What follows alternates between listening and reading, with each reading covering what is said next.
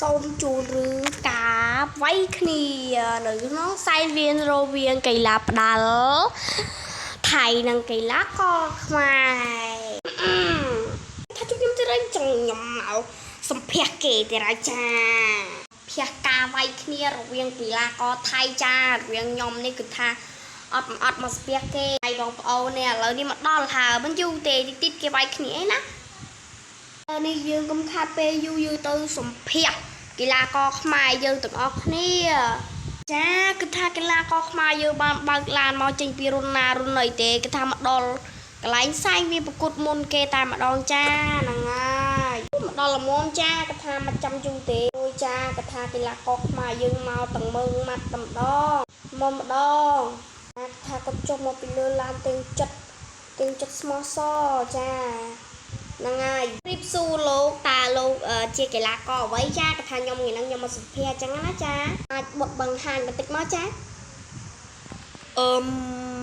មានអារម្មណ៍រំភើបនិងមានអារម្មណ៍សប្បាយចិត្តចាអរគុណលោកគាត់ធ្វើខ្ញុំប្រញាប់វាយគ្នាចាហ្នឹងហើយអញ្ចឹងលោកអញ្ជើញចូលហ្នឹងហើយណាអញ្ជើញចូលមានក្បាច់យកនេះអញមកវាយគ្នាមកសម្ភាសឯង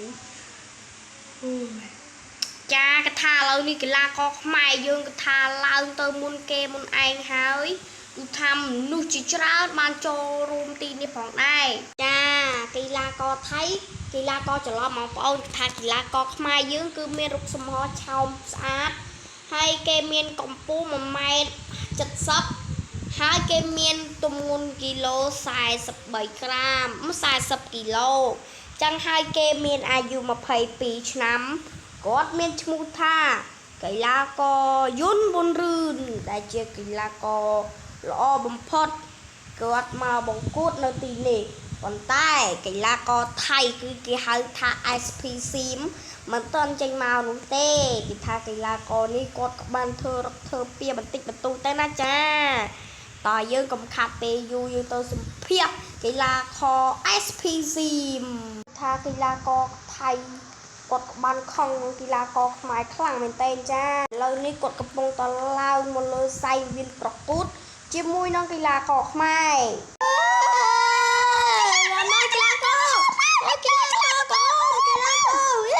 អូយជាចាញ់តិចខ្ញុំនេះក៏មិននៅបន្សុកដែរថាខ្ញុំឡើងទៅលើសៃវៀនជាមួយកីឡាករដល់គេដល់ទៅណាចា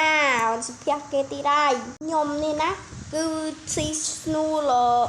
ស៊ីបែបថាស៊ីឈ្នួលអញ្ញាកដាលហ្នឹងណាចាខ្លាចគេវាយបែកមកតិចទៅក៏ហប់ឆ្នាទៅអ្នកមិនយើងឲ្យទឹកថាចេញក្រៅសិនខ្លាចគេវាយងាប់ហ្នឹងហើយដល់ទឹកកីឡាក៏ហប់ហើយតើយើងចាំមើលកីឡាករពីរនេះវាយគ្នាចា